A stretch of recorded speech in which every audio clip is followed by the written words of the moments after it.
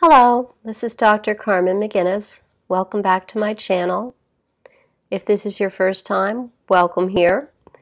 Today we're going to talk about infidelity and the 5 personality traits that are related to it.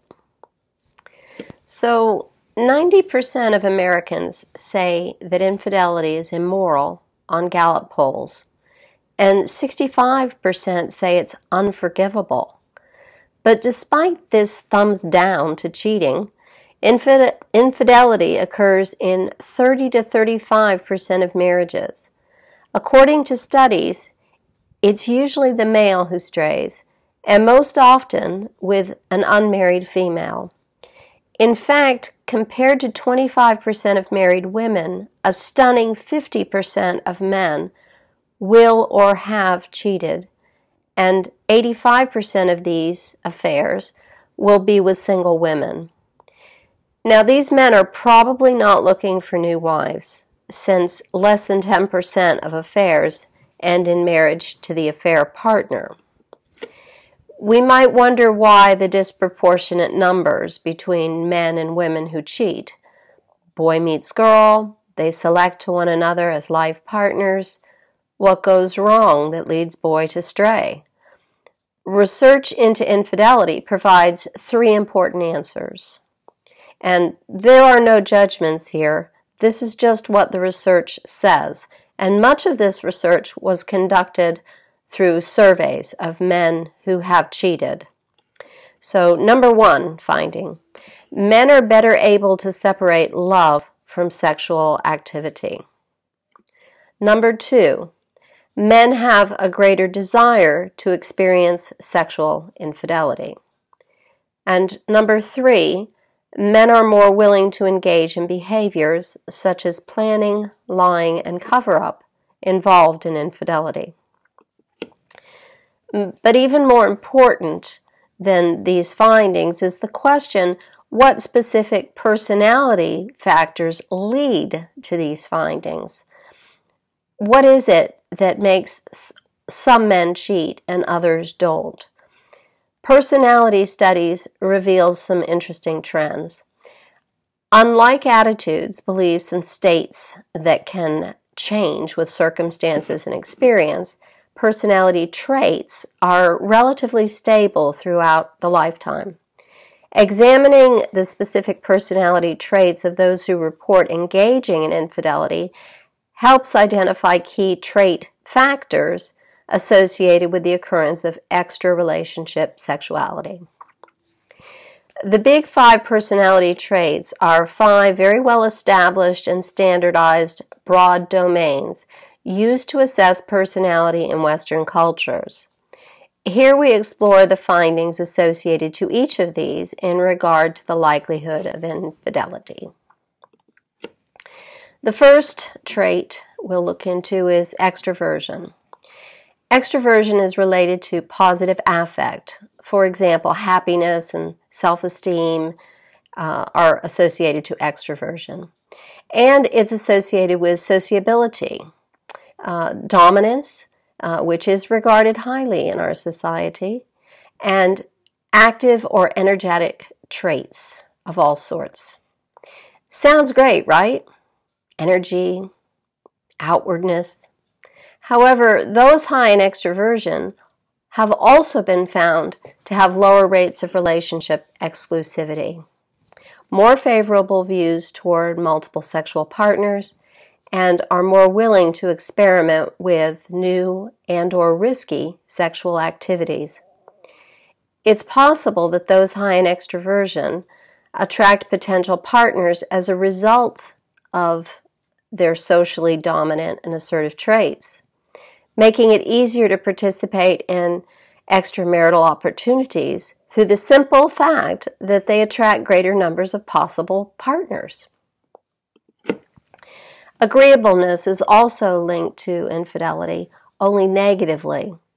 So, multiple studies indicate that individuals who engage in extramarital relationships tend to be disagreeable, generally uncooperative, deceitful, non-empathetic, and lacking in trust. Not just trustworthiness, but trust themselves. They don't trust others. So agreeableness is negatively associated with extramarital sex. The more agreeable you are, the less likely you are to cheat. Conscientiousness is another trait that's negatively associated to infidelity.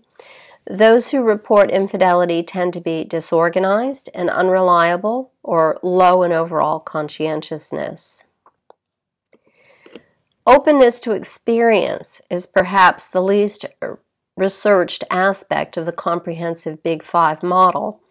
Openness captures intelligence, creativity, curiosity, perceptual ability, and insightfulness. Sounds great. Those high in openness tend to expose themselves to novel, unconventional, and challenging thoughts, however, sensations, and experiences. And they are generally independent in their judgments and enjoy breaking away from norms. You might say they're not great rule followers. Yet, those high in openness are more likely to report infidelity, lower relationship satisfaction, less commitment to their romantic partner, and take part in risky sexual behaviors, including infidelity. Neuroticism lights up in the data more than any of the above traits. Neuroticism is characterized by a lack of positive psychological adjustment, low emotional stability, and poor regulation of emotions. Those high in neuroticism have less impulse control, are generally less happy in their relationships, and are more emotionally insecure than are those who are low in neuroticism. So, what's the takeaway here? What advice can be given to boy and girl as they approach what is hoped to be a lifelong commitment? Certainly, it's completely unreasonable to advise girl not to marry boy simply because he's friendly, occasionally grumpy, lacks organization, but enjoys new experiences and gets a little emotional from time to time. In fact, these might be the exact traits that attracted her to him, and he may never stray, although with those traits he is more likely to. And what advice can be given to boy as he prepares to avow lifelong commitment, and though these specific words may not appear in the vows, sexual exclusivity? According to personality trait theory, he's not going to change. And what of the many women who will find themselves attracted to this grumpy, disorganized, over-emotional, friendly guy over the years? Single women. What advice have we for these potential affair partners? Well, we could warn them that only 50% of affairs that are revealed end in divorce, and that less than 10% result in the marriage of the affair partner, even when there is a divorce. But perhaps the very best advice for all parties is that infidelity stings. It hurts to find out that the love of your life has been unfaithful. It hurts to see the woman you love crushed by your actions, and it hurts to see the man of your dreams leave for the drive home to his wife. We might also remind all parties that children will suffer here too. Children of parents struggling through infidelity receive less parental regulation for emotional support and may tend to have difficulties learning to self-regulate their own emotions. Instead of self-regulation, these children tend to develop negative emotions such as distress, anger, and anxiety. Additionally, they are at increased risk of developing poor behavioral coping strategies. They engage in drug use and risky sexual behaviors, and generally act out. Sadly, these effects may take place even when infidelity is not revealed in the home, as children are so keenly tied to parents for care and guidance that they respond to even subtle alterations in parental affect. When children do have knowledge of an extramarital affair, it causes changes in the way they communicate with others in their own relationships, with adults and peers, ultimately leading to poor communication skills and poor boundary setting.